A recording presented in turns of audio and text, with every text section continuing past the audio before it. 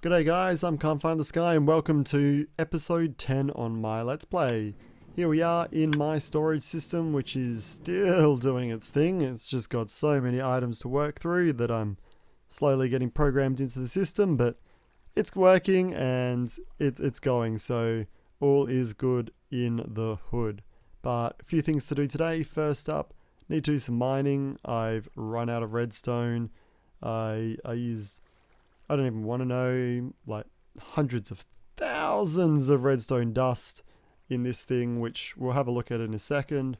Maybe not that much, but pretty good amount. So we need to refresh on that. I want to build a sugarcane farm, an automated one here that'll turn off when it's full, and I need to fix the iron farm. Not really sure what's happening, but the villagers seem to have really sort of sorted their own lives out and they're just not spawning iron golems anymore. So first things first, we'll do some mining, then some building, and then messing around with some farms. So let's get to it.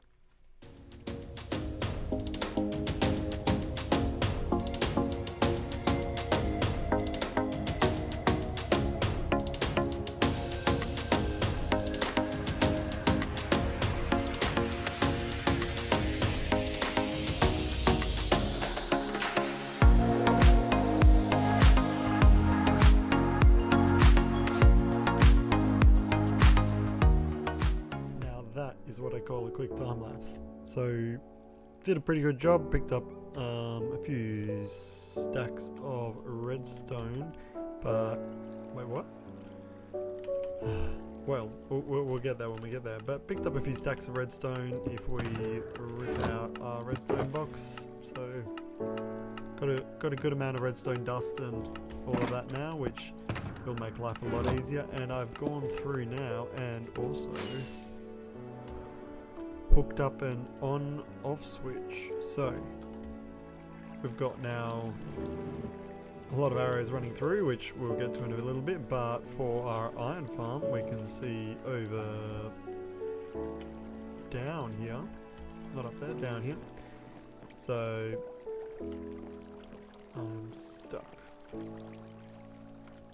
Let me just get on the other side there, and we're back. So just here, we've got a comparator reading out of this chest. This chest is the iron silo. So I haven't actually got one too big. I think it's only 4 double chests for iron, because the farm is actually moving pretty quickly and we don't use iron for a ton.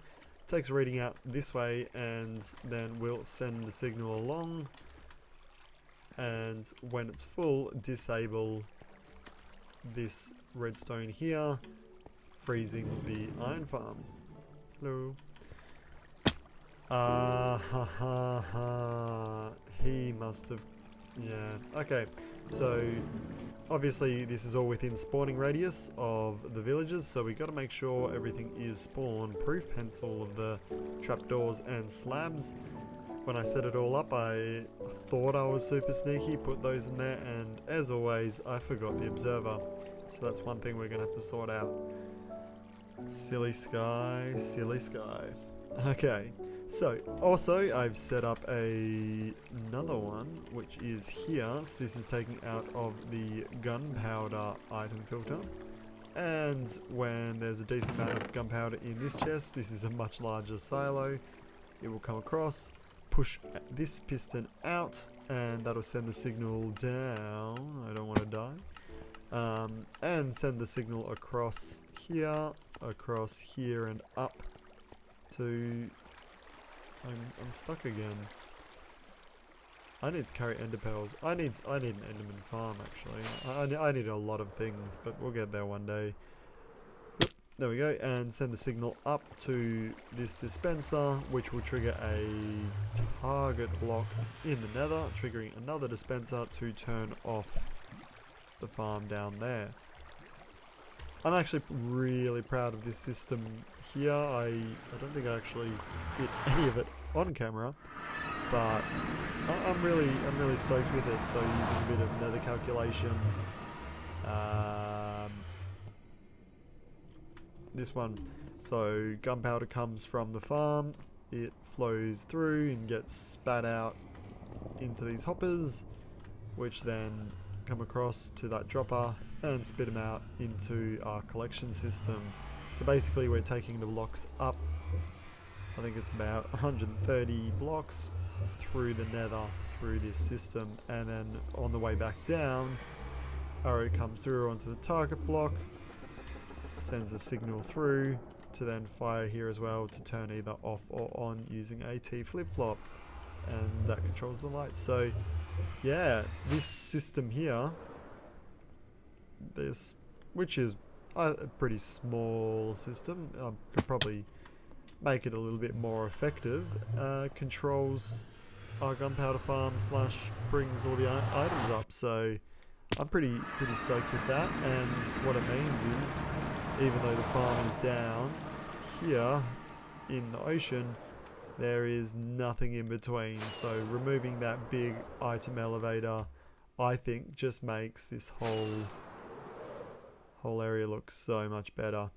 I am wondering if I might be able to lift this up a little bit, so having, whoa, now we're in here, having this area a little higher, just because it does stick down quite a lot. But I'm sure once I add in other farms and whatnot, we will fill out the space. I think it's just partially because there's nothing under here.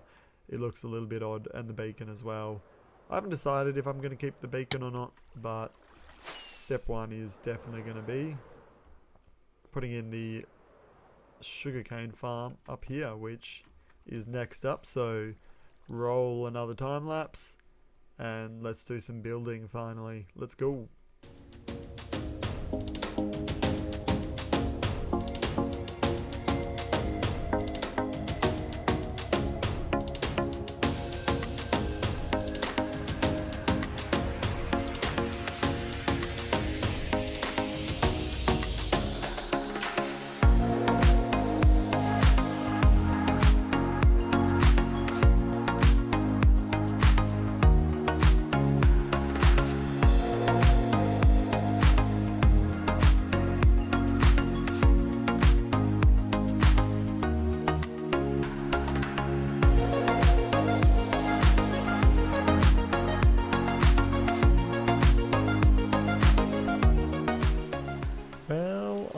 Bit of a Gumby. Notice how it doesn't really look like a sugarcane farm that should be there, but instead we've got this. But if we jump on in, this is now our nice overgrown foresty sort of looking roof. Not great when it's raining, and it's a lot nicer when the suns are shining, but it does what I intended, so I'm pretty happy with this. So from anywhere in this room, even if you're standing over in here for some reason, no matter where you are, all the redstone is actually hidden while still keeping this roof open a little bit. I might add a little bit more height just around, so that it doesn't look like it just suddenly stops, but maybe I missed a block. But as you can see, I've got moss blocks behind the leaves so that everything that's actually behind there is hidden. So all the chests and all the junk around, well, not that redstone's junk. I quite like the look of redstone. But in terms of being on the interior, it's all keeping it nice and pretty, and I think I'm really happy with this. So everything's all now really simple. You've got access to everything, and we've got our new area. I decided to, originally I was going to have sort of a quartz roof, sort of like both of these rooms. But I realised having it open was actually really nice, because when it's sunny, not when it's raining. It was actually quite nice having the blue sky above, so that, and it's also real easy to launch out of here with a firework rocket, especially once we build a bit more of the base and suddenly we've got rooms and stuff off this way. Then having these sort of access points will actually be really really helpful to fly in and out of when I want to fly around. But now that I've got that done, I need to backtrack a little and not get distracted. So we've got a ton of gunpowder, not a whole heap of sugarcane, so let's get that sugarcane started. Build a farm, ready, off we go.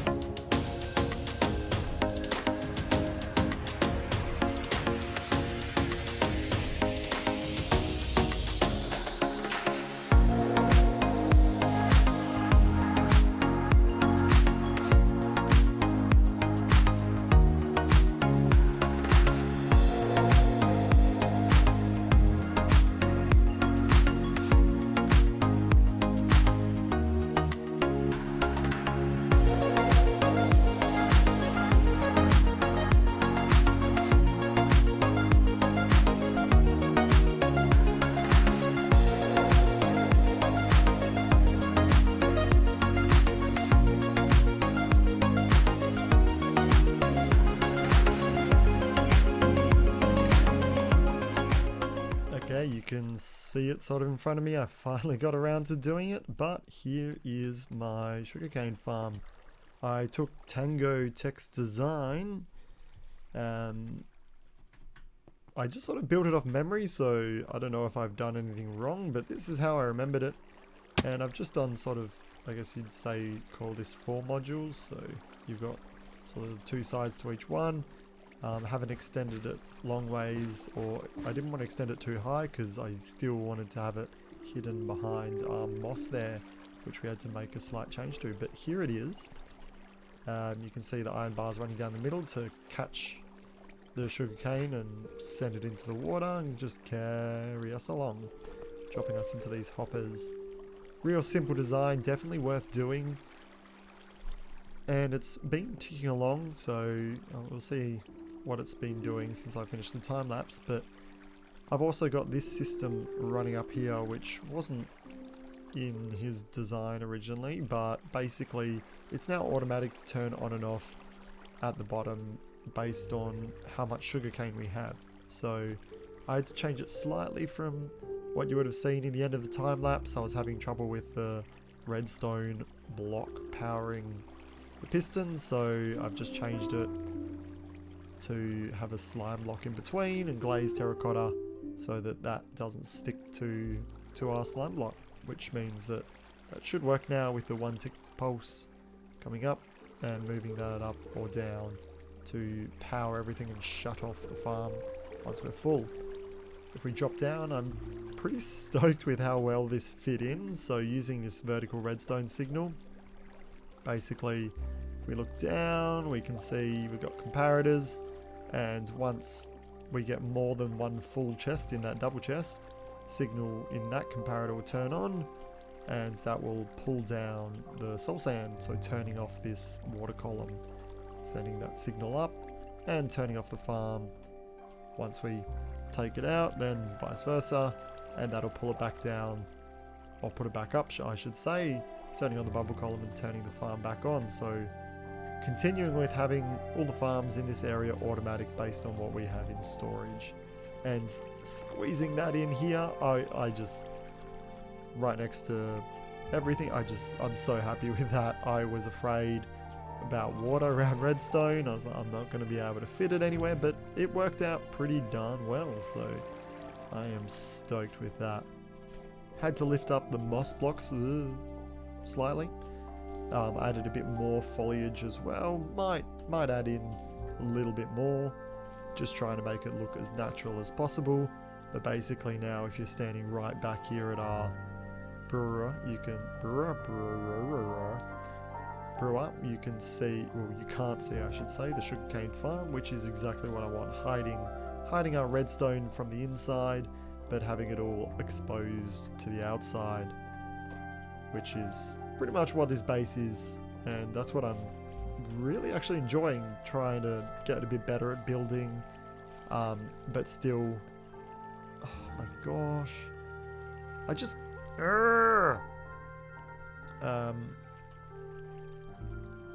Where are my arrows? Oh, man. Iron golems. Iron golems are the bane of my existence. Where are we? Okay, let's deal with this. Cool, nothing to see there. I think he's just been chilling there for a while, but he's gone now. So yeah, real stoked with this. There we go. It's doing its thing, sending some sugarcane along, and it's sending it right down into this barrel. So we've got pretty much every...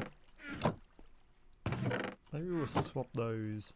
But yeah, everything we need to make rockets or TNT now in this sort of area. And then we've got sort of our bulk storage of our dirt and stone and stuff. So I'm real stoked with that. And I think the next step, we might be moving away from this area. So I'm struggling a little bit. Like, this base is redstone heavy. So getting a bit of mining was good, but I definitely need a redstone farm. So which farm? But what I reckon I might do next, because I've got a little bit built up, is there's another thing that I've been using and I'm running real low on, and that's gold. Because I'm sending signals through the gold rails underneath with that system we've got to turn the... If we have a look down, there we go. You can see we're running along to turn on and off the gunpowder farm.